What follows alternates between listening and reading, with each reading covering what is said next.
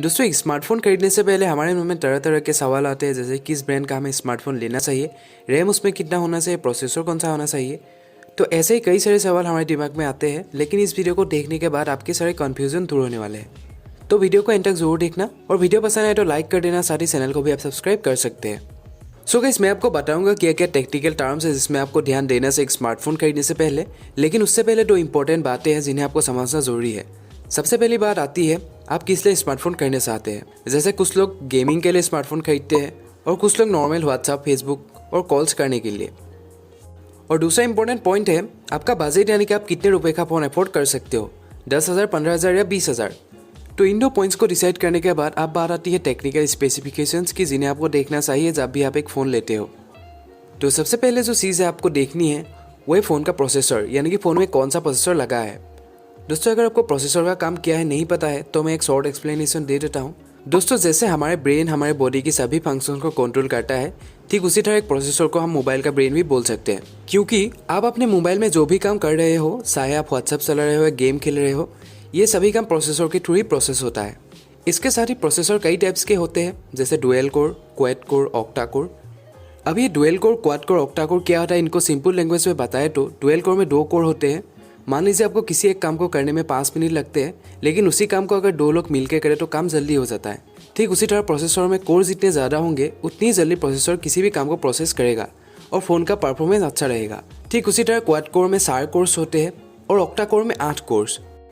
तो अभी मार्केट में बहुत से अलग अलग कंपनीज है जो मोबाइल के लिए प्रोसेसर बनाती है, लेकिन उनमें से 3 ही ऐसे कंपनी है जो अच्छे हैं, जैसे क्वालकॉम का स्नैपड्रैगन, मीडियाटेक, एक्जीनोस जो सैमसंग कंपनी बनाती है। तो आपको अपने बजट के हिसाब से अच्छा प्रोसेसर चूज कर लेना है।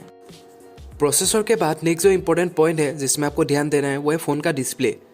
डिस्प्ले भी 2 टाइप्स के आते हैं, IPS LCD and AMOLED display. इन दोनों के डिफरेंस क्या क्या है और कौन सा आपको लेना चाहिए मैं आपको बताऊंगा, लेकिन उससे पहले आपको पता होना चाहिए कि आपको फ़ोन के स्क्रीन पर लाइट कैसे दिखता है। स्क्रीन के नीचे लाइट का सोर्स होता है दोस्तों, और LCD डिस्प्ले में स्क्रीन के बैक साइड में कुछ LEDs लगी होती है जो लाइट्स को डिस्ट्रीब्यूट करती है पूरी डिस्प्ले में।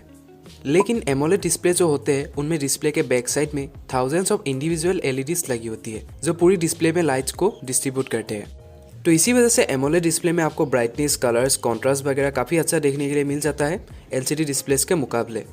सर, ये एमोलेड डिस्प्ले काफ़ी कम पावर कंज्यूम करती है, तो जब भी आप स्मार्टफोन खरीदने जाते हो तो फ़ोन का डिस्प्ले LCD है या फिर एमोलेड डिस्प्ले है, इसमें आपको ध्यान देना चाहिए। और मेरी माने तो आपको एमोलेड डिस्प्ले ही लेनी चाहिए। इसके बाद थर्ड पॉइंट है फ़ोन की बैटरी। आपको काफ़ी बार सुनने को मिला हो कि 3000 mAh, 5000 mAh की बैटरी है फ़ोन में, लेकिन क्या आपको 3000 mAh या फिर 5000 mAh की बैटरी की ज़रूरत है?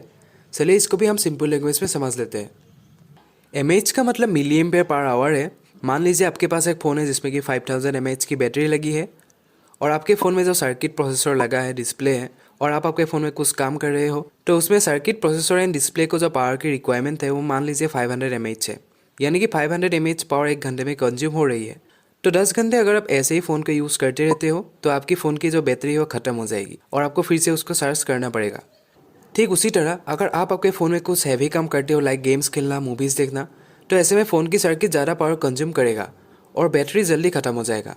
तो ऐसे में अगर आप फ़ोन नॉर्मल कुछ ऐप्स चलाने के लिए या फिर फ़ोन कॉल्स वगैरह करने के लिए ले रहे हो तो आपको ज़्यादा mAh वाली बैटरी नहीं चाहिए। 3000 mAh की बैटरी ही काफ़ी है, लेकिन आपके बजट के हिसाब से आप उससे ज़्यादा mAh के बैटरी वाले फ़ोन के साथ भी जा सकते हैं।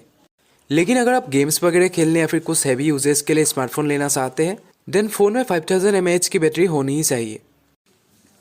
तो बैटरी के बाद आपको ध्यान देना है फ़ोन में रैम कितनी है। दोस्तों, फ़ोन में रैम एक मेमोरी की तरह ही होती है, लेकिन ये फ़ोन के मेन मेमोरी से कई गुना फास्ट होता है। मान लीजिए आपके पेन में जो पॉकेट है वो रैम है और आपका बैकपैक फ़ोन का मेन स्टोरेज है। ऐसे में आपके पॉकेट से कुछ निकालना ईजी है आपके बैकपैक के मुकाबले। तो ठीक इसी तरह फ़ोन्स में रैम्स का यूज़ है। जब भी आप फ़ोन में किसी भी ऐप को ओपन करते हो तो वही सभी रैम में ही स्टोर रहती है, ताकि जब भी आप उस ऐप को वापस से ओपन करोगे जहाँ पे आप रुके थे वहीं पे खुली मिले। तो यहाँ पे आपको 3 से 4 GB रैम ही काफ़ी है आपके लिए, लेकिन अगर आप गेम्स वगैरह के लिए ले रहे हैं देन आप 6 GB या फिर उससे ज़्यादा रैम वाले फ़ोन के साथ जा सकते हैं। रैम के बाद आप बात आती है स्टोरेज की। ये भी काफ़ी ज़्यादा इंपॉर्टेंट है दोस्तों। आजकल कैमरास इतने ज़्यादा हाई रेजोल्यूशन के आ चुके हैं कि एक एक फ़ोटो 10 से 15 MB के हो जाते हैं, जिससे आपका स्टोरेज काफ़ी जल्दी फुल हो जाता है। तो ऐसे में आप आपके बजट के हिसाब से 64 GB या फिर 120 GB स्टोरेज वाले फ़ोन के साथ जा सकते हैं। और हाँ, एक बात ध्यान दीजिएगा फ़ोन खरीदते वक्त कि फ़ोन में डेडिकेटेड मेमोरी कार्ड स्लॉट है या नहीं। इसके बाद बात आती है कैमरे की। दोस्तों आजकल के फ़ोन में triple camera setup, 4 camera setup, कुछ में 48 मेगापिक्सल, 64 मेगापिक्सल, 108 मेगापिक्सल कैमरास हमें देखने के लिए मिल जाते हैं। लेकिन जब आप फ़ोटो खींचते हैं तो क्वालिटी उतनी अच्छी नहीं मिलती।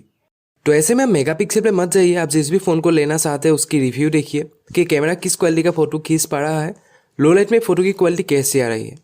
कभी कभी आप देखेंगे कि 48 मेगापिक्सल कैमरा वाले फ़ोन जो क्वालिटी प्रोवाइड कर रही है वो 64 मेगापिक्सल कैमरा वाले फ़ोन्स नहीं कर पाते। तो इसीलिए आप जाइए, रिव्यू देखिए, उसके बाद ही चूज़ करिए। इसके बाद बात आती है फ़ोन के सॉफ्टवेयर की। दोस्तों अभी तक मैंने जिन चीज़ों के बारे में आपको बताया, लाइक प्रोसेसर, रैम, ये सभी हार्डवेयर है। लेकिन हार्डवेयर चाहे जितना भी अच्छा हो, अगर फ़ोन का सॉफ्टवेयर यानी यूज़र इंटरफेस अच्छा नहीं होगा, देन उस फ़ोन को लेने का कोई फ़ायदा नहीं है। तो फ़ोन खरीदते समय आपको चेक करना है सॉफ्टवेयर कैसा है, आपका एक्सपीरियंस कैसा है उस सॉफ्टवेयर के साथ।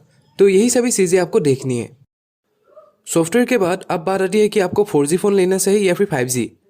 दोस्तों ये क्वेश्चन बहुत से लोगों के दिमाग में आते हैं कि 5G आने वाली है, तो हमें क्या अभी 5G फ़ोन्स लेना चाहिए। तो देखिए 5G बहुत ही जल्द आने वाले हैं इंडिया में, लेकिन अगर आप 1 या फिर 1.5 साल के लिए फ़ोन यूज़ करने के लिए ले रहे हो तो मुझे लगता है आपको 5G फ़ोन्स की ज़रूरत नहीं है। इसके साथ ही और भी कई सारी चीज़ें हैं जिन्हें आप कंसिडर कर सकते हैं फ़ोन खरीदते वक्त। जैसे फ़ोन में फास्ट चार्जिंग का फीचर है या नहीं, फिंगरप्रिंट सेंसर है या नहीं, क्योंकि आजकल सिक्योरिटी बहुत बढ़ गई है और ज़्यादातर फ़ोन्स के साथ फिंगरप्रिंट अनलॉक फीचर आपको देखने के लिए मिल ही जाते हैं। ब्लूटूथ वर्जन कौन सा है, फ़ोन में 3.5 mm की ईयरफोन जैक है या नहीं, यह भी आपको देखना चाहिए, क्योंकि आजकल कुछ ऐसे फ़ोन्स आ चुके हैं जिसमें ईयरफोन जैक को हटा दी गई है। तो अगर आपके फ़ोन में ईयरफोन जैक नहीं होंगे तो आपको फ्री से ब्लूटूथ ईयरफोन खरीदना पड़ सकता है। इसके बाद आखिरी और सबसे इंपॉर्टेंट जो चीज़ है जिसमें आपको ध्यान देना है फ़ोन खरीदने से पहले, वो है आप जिस भी कंपनी का फ़ोन ले रहे हो, चाहे रियलमी हो, वीवो, शाओमी, सैमसंग हो, उस कंपनी का सर्विस सेंटर आप जहाँ रहते हैं उसके आसपास है या नहीं। अगर नहीं है तो जब आपका फ़ोन ख़राब होगा तो आपको काफ़ी दिक्कत हो सकता है। तो दोस्तों यही थी कुछ टिप्स जिसके मदद से ऑनलाइन या फिर ऑफलाइन एक अच्छा स्मार्टफोन बाय कर सकते हैं। मेरी जितनी नॉलेज थी स्मार्टफोन्स के ऊपर मैं इस वीडियो के जरिए आप लोगों के साथ शेयर करने की कोशिश की। सो आई होप आज की हमारी ये वीडियो आपके लिए हेल्पफुल रही होगी। अगर वीडियो हेल्पफुल लगी आपको तो इसे आगे अपने दोस्तों के साथ शेयर कीजिएगा। साथ ही चैनल पे अगर नए हैं तो चैनल को सब्सक्राइब कर लीजिए और बेल आइकन को भी ऑल पे सेट जरूर करना,